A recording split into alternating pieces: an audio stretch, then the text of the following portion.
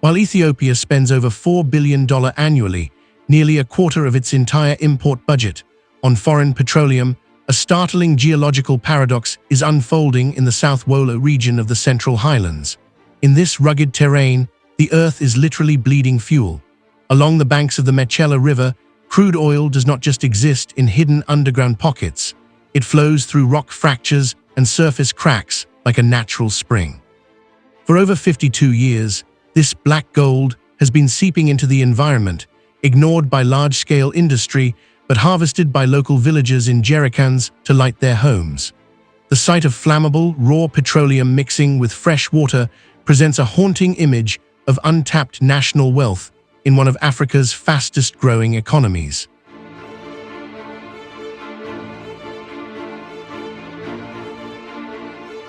From a journalistic and technical standpoint, this surface seepage is a high-confidence indicator of what experts call a working petroleum system. Geologists from the Ministry of Mines and researchers from Wollo University have identified these leaks as secondary migrations from a deeper, pressurized reservoir. The oil is escaping through ancient fault lines in the volcanic rock, a characteristic of the Abay Basin, a massive geological structure covering approximately 150,000 square kilometers. Recent technical evaluations in early 2026 confirmed that the substance is a light to medium crude. Unlike the heavy oil sands found elsewhere, this liquid ignites instantly when exposed to a flame, proving it is a mature, high-energy hydrocarbon capable of being refined into diesel and gasoline.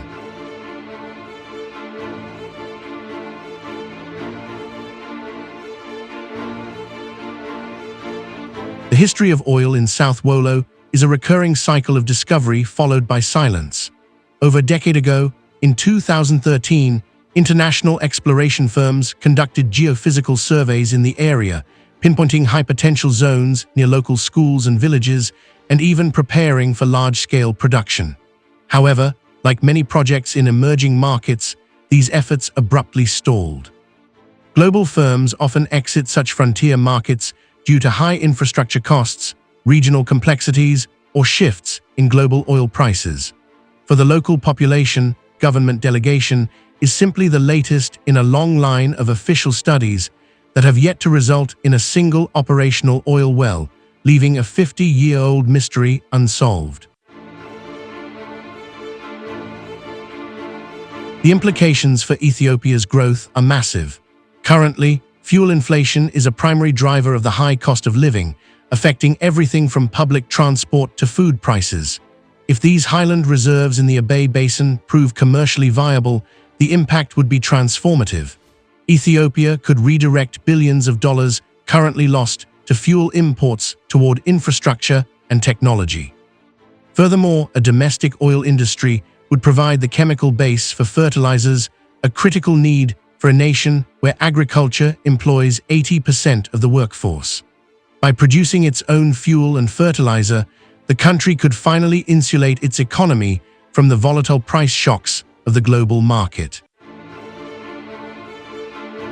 It is also essential to view the South Wollo seepage within the context of the East African oil race.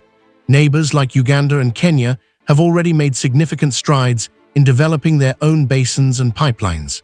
Ethiopia, despite having 6 identified high-potential regions, including the Ogaden and Gambela, remains the only major player in the area without a consistent pumping operation. This specific site is unique because, unlike deep desert wells that require massive drilling rigs just to find a trace, the oil here is hand-deliverable at the surface.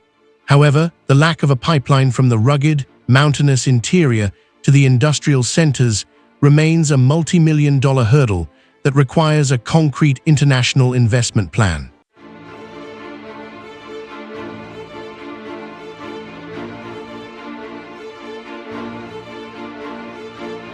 Beyond the missed economic revenue, the uncontrolled seepage has evolved into an urgent environmental crisis.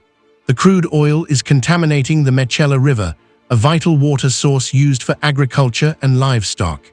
This natural spill is degrading soil quality and threatening the health of the community. Journalists and environmentalists warn that if the state does not manage this resource professionally, it could face the resource curse, where natural wealth leads only to pollution and local displacement. The fact that villagers are burning raw, unrefined pollutants in their lamps just to see at night is a stark reminder of the gap between potential wealth and the reality of energy poverty. The journalistic conclusion is that the time for preliminary sampling has long passed.